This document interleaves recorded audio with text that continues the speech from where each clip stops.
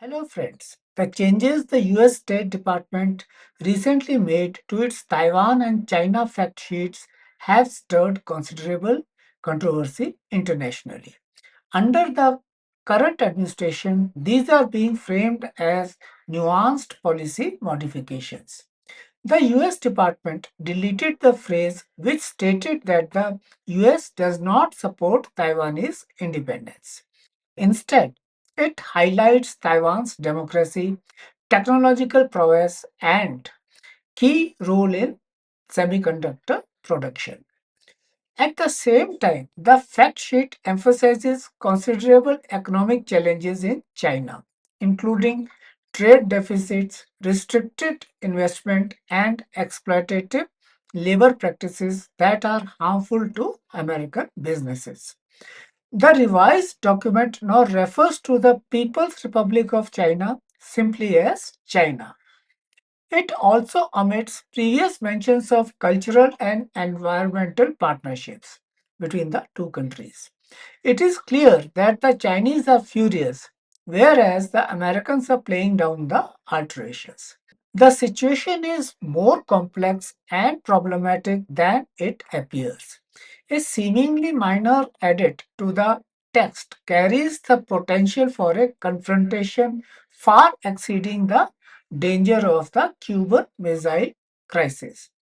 As you know, the 1962 Cuban Missile Crisis and the current situation with Taiwan are both hugely significant events in the history of United States foreign policy. Both situations represent key points of tension between major global powers. The first describes the past Cold War rivalry between the United States and the Soviet Union, which is now defunct. The second emphasizes present day strategic competition between the United States and China. Although these crises unfolded in different times, places, and with different political actors, they all exhibit striking parallels in their fundamental nature, that is, power struggles, military brinkmanship, and ideological conflicts. It is quite apparent that Taiwan mirrors Cold War era Cuba in many respects, although significant differences highlight changes in the global geopolitical landscape. Both the Cuban Missile Crisis and the present confrontation over Taiwan highlight the significance of geopolitical positioning in the rivalry between major powers. Soviet missiles in Cuba, just 90 miles from Florida, threatened the United States. In Beijing's view, Taiwan, an island roughly about 100 miles off the coast of its coast, is a province that has separated from China. Its continued existence under the US military's protection undermines China's territorial integrity and its regional aspirations, or so the Chinese say.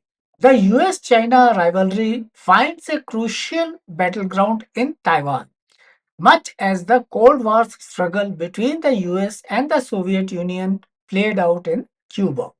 Yet the United States aimed to block Cuba from becoming a Soviet military outpost.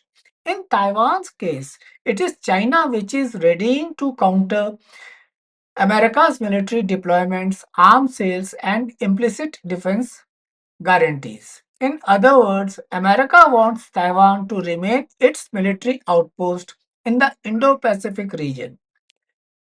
Ideological and political factors heighten the stakes in both cases.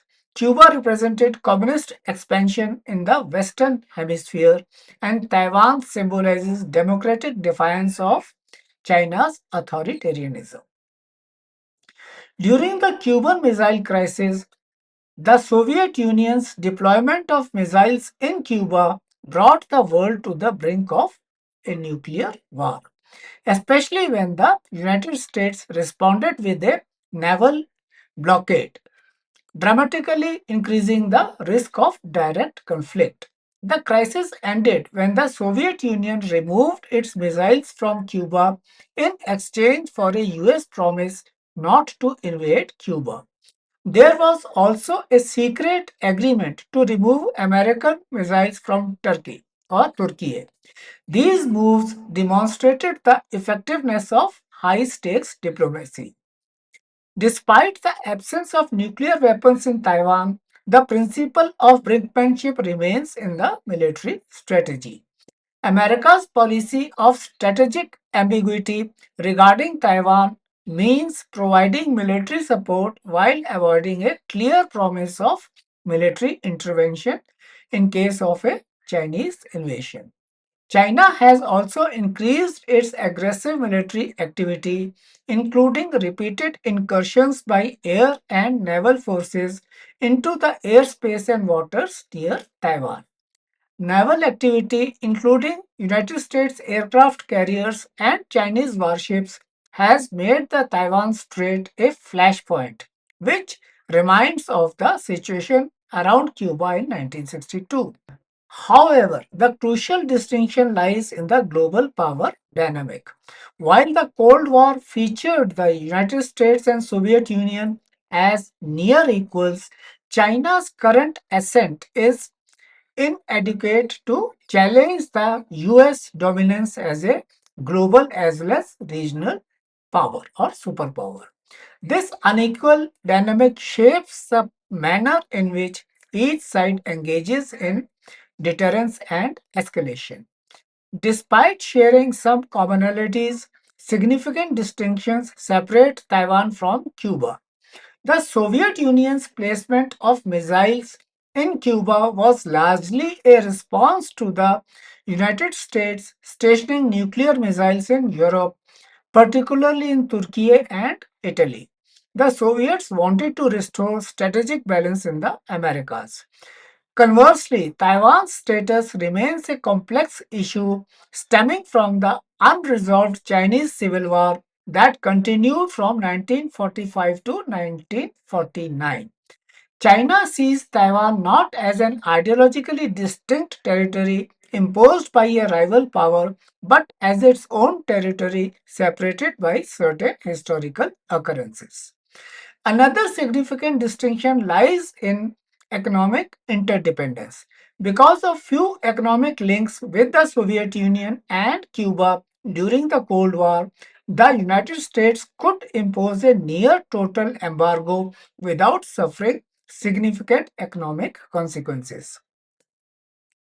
Conversely, China's economy is deeply intertwined with the global economy, and Taiwan is a vital part of global supply chains, especially in the semiconductor industry. The security and economic ramifications of a military conflict over Taiwan are far greater than those seen in 1962, making it a much higher stakes situation. Diplomacy's success in preventing a catastrophic war was clearly demonstrated by the United States and Soviet Union's willingness to compromise during the Cuban Missile Crisis. Reaching a similar diplomatic resolution regarding Taiwan is currently difficult due to rising nationalism and other internal issues in China and the United States. The US political landscape shows hardened positions on Taiwan policy. Bipartisan consensus now favors a tougher China stance, making any perceived weakness on Taiwan politically dangerous. Congressional support for Taiwan has solidified through increased arms sales and high profile diplomatic visits. Election cycles amplify this dynamic. Presidential candidates particularly feel compelled to project strength towards China, knowing voters respond favorably to such positioning. This electoral pressure significantly constrains diplomatic flexibility. Meanwhile, military planners continue expanding US Taiwan defense cooperation. These deepening security ties reflect strategic calculations about regional power balancing, though they simultaneously risk heightening cross strait tensions. In China, President Xi Jinping has explicitly tied his leadership legacy to Taiwan reunification, having secured unprecedented power consolidation with his third term. Any perceived compromise would threaten his carefully cultivated image of strength and resolve. The Chinese government has deliberately cultivated strong nationalist sentiments regarding Taiwan. State media consistently portrays Taiwan as an inseparable part of China, creating domestic expectations that limit Beijing's flexibility. Economic challenges, including growth slowdowns and rising youth unemployment, create additional incentives for the government to maintain nationalist focus on external issues like Taiwan. This helps redirect public attention from domestic difficulties. Xi Jinping's elimination of political rivals and centralization of authority has removed traditional checks within the system. Unlike previous eras where moderate voices might influence policy, today's decision making structure lacks meaningful internal counterbalance on Taiwan policy.